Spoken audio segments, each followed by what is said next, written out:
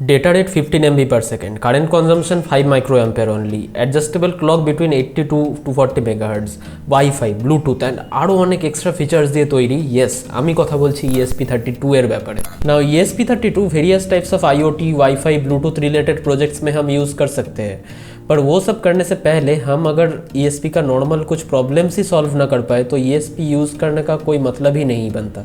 ESP32 में है एक integrated 2.4 gigahertz antenna to communicate with आसपास का वाईफाई नेटवर्क्स, एंड ऑल्सो इसका ब्रेन है रूम 32 जिसमें दो 32 बिट CPUs है।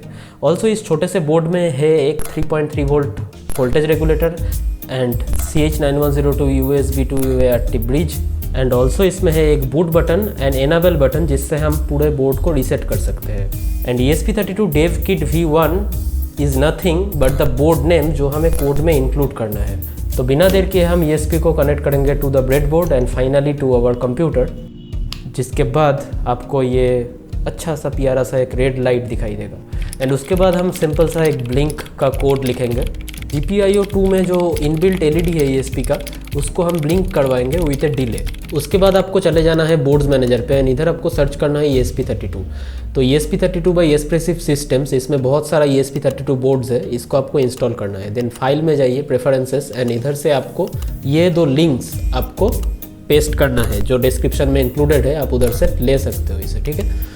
तो इसको इंक्लूड करने के बाद आप टूल्स में आ जाइए, बोर्ड्स ESP32, एंड इधर से सिलेक्ट करना है ESP32 Dave module and port COM7 मेरा है एंड प्रोग्रामर ESP टूल।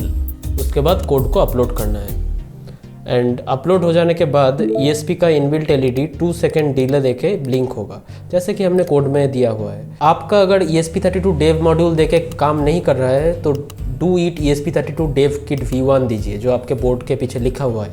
अगर आपका पोर्ट हाईलाइट नहीं कर रहा है, इन दैट केस डिवाइस मैनेजर में जाइए, पोर्ट्स में जाइए एंड इधर आपको आपका ड्राइवर दिख जाएगा।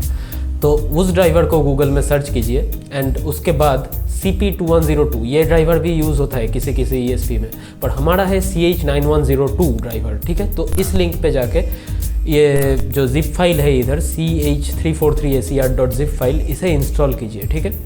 इंस्टॉल हो जाने के बाद इस जिप फाइल को एक्सट्रैक्ट कीजिए, एक्सट्रैक्ट हियर करके, फिर जिप फाइल के अंदर जाएंगे तो उधर setup.exe फाइल को इंस्टॉल कीजिए, ठीक है। इंस्टॉल तभी करें अगर आपके पास नहीं है। अब हम अपना डिले जो है कोड का उसे थोड़ा कम करेंगे एंड उसके बाद कोड को अपलोड करेंगे ताकि हमें पता चले कि हाँ न्यू कोड अपलोड हो रहा है, पिछला वाला हट के, ठीक है। तो अपलोड होने के बाद आप देखना कि ब्लिंक स्पीड थोड़ा फास्ट हो गया है देन प्रीवियस जो होना ही था। देन हम एक LED का एनोड कनेक्ट करेंगे टू द GPIO पिन 2 और D2 pin of the ESP32 and cathode pin to the ground of the ESP32।